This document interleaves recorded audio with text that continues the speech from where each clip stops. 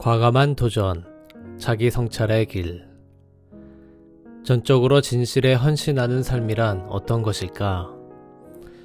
무엇보다도 그것은 지속적으로 쉼없이 철저하게 자신을 성찰하는 삶을 의미한다. 우리는 세상을 단지 세상과의 관계를 통해서만 파악한다. 그렇기 때문에 세상을 알기 위해서는 세상도 살피지만 동시에 세상을 살피는 자도 살펴야 한다. 정신과 의사들은 훈련 과정에서 그렇게 하도록 배웠고, 자신의 갈등과 전이를 이해하지 않고는 환자의 갈등과 전이를 실질적으로 이해하기 불가능하다는 것을 안다. 이러한 이유 때문에 정신과 의사들은 훈련의 일부로 심리치료나 정신분석을 권유받는다. 불행히도 모든 정신과 의사들이 이러한 권유를 받아들이지는 않는다. 많은 정신과 의사들이 세상은 철저하게 분석하지만 자신은 그렇게 분석하지 않는다. 세상의 기준으로 볼 때 유능한 사람들일지 모르지만 그들은 결코 현명하지 않다. 현명하게 산다는 것은 생각과 행동이 일치하는 삶을 사는 것이다. 과거의 미국 문화에서 신중한 사고는 높이 평가받지 못했다. 1950년대의 사람들은 당시의 대통령 후보였던 아들라이 스티븐슨을 닭대가리라고 불렀고, 그가 훌륭한 대통령이 되지 못할 것이라고 생각했다. 그가 생각이 깊고 자기 회의적인 사람이었기 때문이다. 나는 부모가 청소년기의 자녀에게 매우 심각하게 "너는 생각을 너무 많이 해" 라고 말하는 것을 들었다. 이것은 잘못된 얘기다. 우리를 가장 인간답게 만드는 것은 무엇인가? 생각하는 능력, 자신을 성찰하는 능력이 바로 우리를 인간답게 만든다는 사실을 모르고 하는 소리다. 다행히도 이런 태도는 요즘에 와서 점점 바뀌고 있는 듯하다. 우리는 세상에 존재하는 위험의 근원이 우리 안에 있지 밖에 있는 것이 아니며, 살아가는데 가장 중요한 것은 부단한 자기 성찰과 사색의 과정이라는 것을 이해하기 시작했다. 내가 여기서 말하는 것은 자기 태도를 바꾸려는 비교적 소수의 사람들이 그렇다는 이야기다. 세상을 외적으로 성찰하는 것은 내적 성찰에 비해 고통이 적다. 자기를 성찰한다는 것은 지극히 고통스러운 삶으로 걸어 들어가는 것이어서 대다수의 사람들은 이를 피해 가려고 한다. 그러나 진실에 헌신하는 사람에게는 그 고통이 그렇게 중요하지 않다. 따라서 그 고통이 상대적으로 중요한 것이 아니므로, 또는 점점 덜 고통스럽게 되므로 점점 더 자기 성찰의 길로 나아간다. 또한 진실에 전적으로 헌신하는 생활이란 자진해서 다가오는 변화를 적극적으로 수용하는 생활을 말한다. 우리가 가진 현실에 대한 지도가 정말 유효한지 확인해 볼 수 있는 유일한 방법은 다른 지도 제작자들의 비판과 도전을 받을 수 있게 자기 지도를 펼쳐 보이는 것이다. 그렇지 않으면 꽉 막힌 세계 안에서 살게 된다. 시인 실비아 플러스의 말을 사용하자면, 진공의 병 안에서처럼 우리는 자신의 악취가 풍기는 공기를 거듭 들이마시면서 점점 더 깊은 자아도취에 빠지는 셈이다. 현실에 대한 지도를 수정하는 과정에는 반드시 괴로움이 따른다. 그래서 우리는 지도의 신빙성이 위태로워질 것 같으면 대개는 멀리 도망가고 피해버린다. 우리는 아이들에게 말한다. 말대답하지 마라. 어떤 아이가 부모에게 꼬박꼬박 말대꾸를 하니 아내나 남편에게는 또 이렇게 화를 낸다. 그저 되는 대로 삽시다. 당신이 비판하면 할수록 나는 점점 못된 사람이 될 거고, 그러면 당신은 후회하게 될 거요.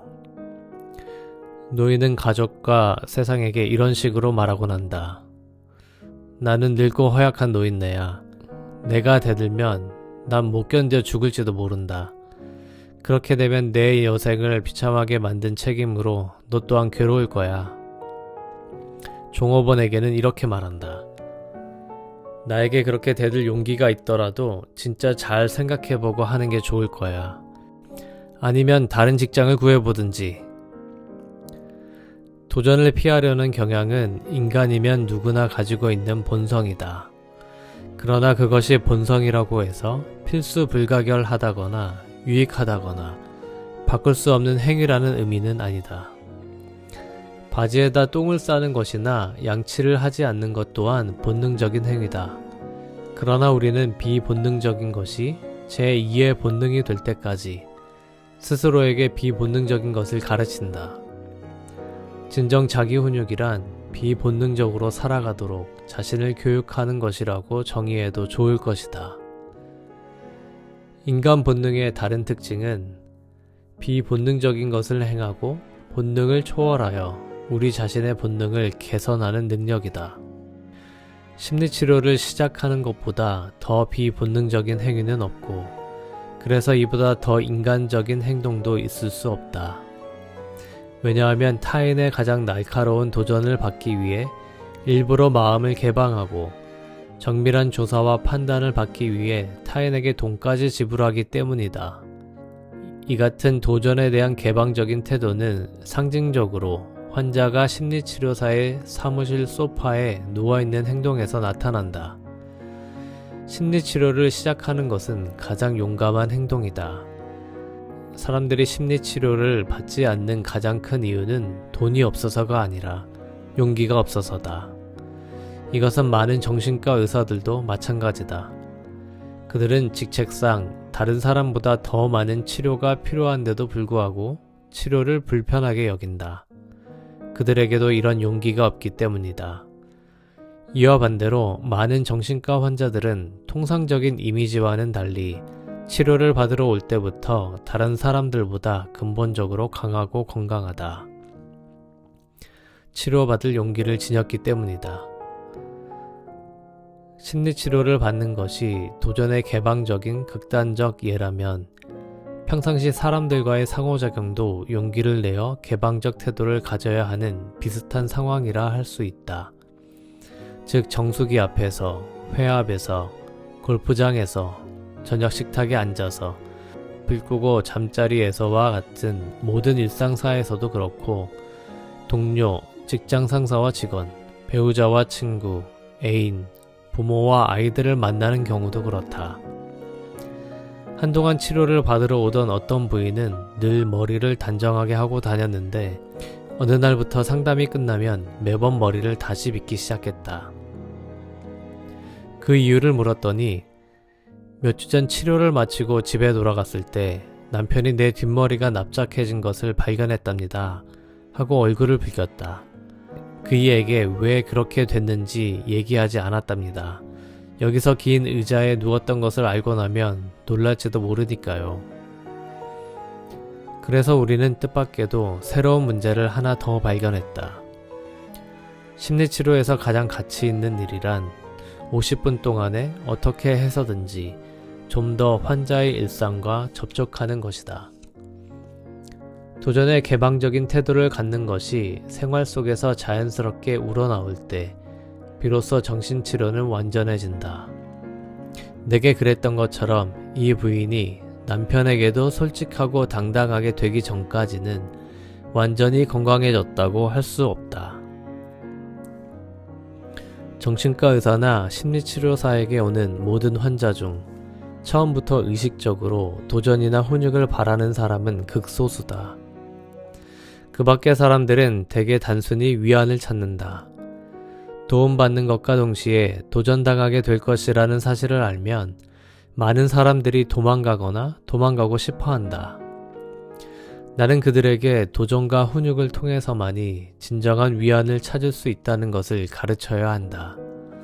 그러나 이 과정은 아주 까다롭고 많은 시간이 필요하기 때문에 실패할 가능성도 높다. 그래서 정신과 의사는 환자들을 유혹해서 심리치료를 받게 한다고 말한다. 이러한 이유 때문에 1년 또는 그 이상 오랫동안 치료 중인 환자에 대해 아직 진짜 치료에 들어가지 못했어 라고 말해야 할 경우가 생긴다. 심리치료에서 자유연상 기법을 적용할 때는 개방적인 태도가 필요하다. 이 기법을 써야 할 때에는 환자에게 대략 이렇게 설명한다. 무엇이든지 마음에 떠오르는 것을 말로 표현해 보세요. 전혀 중요하지 않은 것 같고 부끄럽고 고통스럽거나 무의미한 것 같이 보이더라도 그대로 말해보세요. 동시에 2가지 이상의 생각이 떠오르면 둘 중에 얘기하기 싫은 것을 말해주세요. 사실 이것은 말로 하기는 쉬워도 실제로 행동하기는 어렵다. 의식적으로 노력하는 사람들은 빠른 진전을 보인다. 하지만 어떤 이들은 도전에 강력하게 저항하느라고 자유연상을 꾸며서 이야기하곤 한다. 그들은 수다스럽게 이것저것 많은 말을 하지만 결정적으로 중요한 사실들은 슬그머니 빼놓는다. 어떤 부인은 1시간 내내 어렸을 때의 재미있던 경험은 얘기했지만 바로 그날 아침 은행에서 $1,000나 되는 거액을 인출한 것 때문에 남편과 싸운 얘기는 하지 않았다. 그런 환자는 심리치료 시간을 일종의 기자회견으로 취급한다. 도전을 피하려고 애쓰다 기껏해야 시간 낭비만 하고 슬쩍슬쩍 둘러대기를 일삼을 뿐이다. 개인이든 단체든 도전에 열린 태도를 취하려면 현실에 대한 지도를 정말로 공개해서 공개 심사를 받을 필요가 있다. 기자회견 이상의 것이 필요한 것이다. 그러므로 진실에 헌신하는 생활의 3번째 의미는 정직한 생활이다. 다시 말해서 진실과 현실을 우리가 아는 그대로 가능한 한 정확하게 대화에 반영하고 있는지를 끊임없이 스스로 점검해야 한다는 것이다. 그러한 정직은 고통 없이 오지 않는다. 사람들이 거짓말을 하는 이유는 도전과 그에 따르는 고통을 피하려고 하기 때문이다. 닉슨 대통령이 워터게이트 사건에 대해 거짓말을 한 것은 4살짜리 아이가 엄마를 상대로 어떻게 램프가 테이블에서 떨어져 깨졌는지 거짓말하는 것과 별 다를 것도 없고 더 세련될 것도 없다. 마땅히 도전에 맞닥뜨려야 함에도 불구하고 거짓말을 앞세우는 것은 당연히 겪어야 할 고통을 우회해 보려는 시도로 결국 그것의 부산물은 정신질환이다. 우회는 빠른 해결이라는 문제를 도출시킨다. 우리는 어떤 장애를 우회하려고 할 때마다 목적지에 더 쉽고 빠르게 도달할 수 있는 길, 즉 지름길을 찾는다. 정신적인 성장이 인간 실존의 목적이라고 믿기 때문에 나는 발전이라는 것에 아주 헌신적이다. 될 수 있으면 빨리 성장하고 발전하는 것은 정당하고 당연하다. 그러므로 인간적 성장으로 가는 정당한 지름길을 찾는 것도 옳고 당연하다. 그러나 여기서 중요한 것은 정당하다라는 말이다. 대체로 인간은 정당하지 못한 지름길을 찾아내려는 경향만큼 정당한 지름길을 묵살하려는 경향을 보인다. 예를 들면 학위시험을 준비할 때 원본 전체를 읽는 대신 요약된 책으로 공부하는 것은 정당한 지름길이다. 개요가 잘 정리된 것이면 자료의 내용을 흡수할 수 있으며 상당한 시간과 노력을 절약하며 기본 지식을 얻을 수도 있다. 그러나 컨닝은 정당한 지름길이 아니다. 요약된 책을 읽는 것보다 컨닝을 통해 더 짧은 시간 내에 성공적으로 시험에 통과해 학위를 얻을 수도 있다. 그러나 근본적인 지식은 얻지 못한다. 그렇게 얻은 학위는 거짓이고 사기다. 그러한 학위를 토대로 한 인생도 거짓이요 사기며 따라서 종종 그 거짓말을 방어하고 은폐하느라 노심초사하게 될 것이다. 진정한 심리치료는 인간적 성장으로 가는 정당한 지름길인데 사람들은 종종 이를 무시한다. 심리치료를 무시하면서 그것을 합리화하는 사람들은 다음과 같이 치료의 정당성에 문제를 제기한다. 심리치료가 목발처럼 될까봐 두려워요. 목발에 의존해야만 하는 것은 원치 않거든요. 그러나 이런 태도는 대개 보다 심각한 공포를 감추고 있는 것이다. 인간 성장의 심리치료는 목발이 아니며 집짓기에 사용되는 망치와 못처럼 중요한 기능을 한다. 망치와 못 없이 집을 짓는 것도 가능하긴 하다. 그러나 그 과정은 대체로 효율적이지 않으며 바람직하지도 않다. 망치와 못에 의존해서 일하는 것에 절망하는 목수는 거의 없다. 마찬가지로 심리치료 없이 개인적 성장을 이룰 가능성도 있긴 하지만 심리치료 없이 성장하기란 필요 이상으로 지루하고 길고 힘들다. 그래서 되게 유용한 도구를 지름길처럼 이용하는 것이다. 그러나 심리치료가 부당한 지름길로 이용되는 경우도 있다. 보통 부모가 아이를 위해 정신과 의사를 찾는 경우가 그러하다. 부모는 어떻게 해서든지 아이의 나쁜 버릇을 고치고 싶어 한다. 마약 사용을 금지시킨다든지, 때를 못 쓰게 한다든지, 성적이 떨어지는 것을 막는다든지 등이 그 예다. 어떤 부모는 온 힘을 다해 아이를 도우려고 애쓰다 지친 나머지 문제를 해결하려는 순수한 생각을 가지고 심리치료사를 찾는다. 그러나 어떤 이는 아이의 문제가 무엇인지도 모르면서 문제의 근본 원인은 바꿔볼 생각 없이 정신과 의사가 무슨 마술이라도 써서 아이를 변화시켜 주기를 바라는 경우가 종종 있다. 예를 들면 어떤 부모는 이렇게 터놓고 말한다. 우리는 결혼 생활에 문제가 있는 것도 알고 또 이것이 우리 아이들의 문제와도 관계가 있다는 것을 잘 알고 있습니다. 그렇지만 부질없이 우리 결혼 생활이 간섭받는 것도 싫고 선생님과 상담하는 것도 원하지 않습니다. 아이만 치료해서 우리 가족이 보다 행복하게 살도록 도와주십시오. 그리 노골적이지 않은 사람도 있다. 그들은 필요한 것이면 무엇이든지 다 하겠다고 말한다.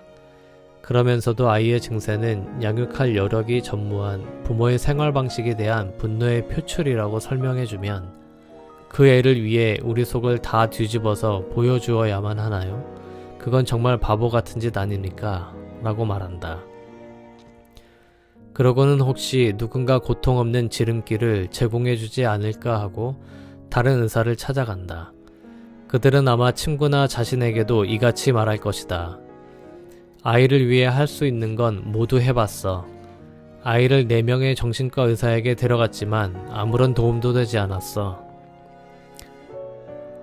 물론 우리는 남뿐만 아니라 우리 자신에게도 거짓말을 한다. 양심과 현실적 인식을 통해서 지도를 변경하겠다고 스스로 도전하는 것은 어느 모로나 다른 사람들로부터 받는 도전만큼 당연하면서도 고통스러울 것이다. 흔히 자신에게 하는 무수한 거짓말 중에 가장 흔하고 강력하고 파괴적인 것으로 우리는 정말 아이들을 사랑합니다와 우리 부모는 참으로 우리를 사랑했습니다가 있다. 부모가 우리를 사랑했고 또 우리는 우리 아이들을 사랑한다. 그러나 그렇지 않을 경우 사람들은 그 사실을 인정하지 않으려고 쓸데없이 오랜 시간을 보낸다. 나는 자주 심리치료를 가리켜 진실게임 또는 정직게임이라고 말한다. 심리치료는 무엇보다도 거짓말과 대면하도록 환자를 돕는 일이기 때문이다. 정신병의 근본적인 원인 중에 하나는 내가 들어온 거짓말과 자신에게 해온 그런 거짓말이 서로 엉키는 것이다. 이런 원인은 오로지 철저히 정직한 분위기에서만 뿌리째 뽑아버릴 수 있다. 이러한 분위기를 만들기 위해 치료사는 환자와의 관계를 솔직하고 진실한 것으로 만드는 것이 우선이다. 우리가 공감하지 않으면서 어떻게 환자가 현실과 맞닥뜨리는 고통을 견뎌주기를 기대할 수 있겠는가? 우리가 앞선 만큼 상대방을 인도할 수 있다.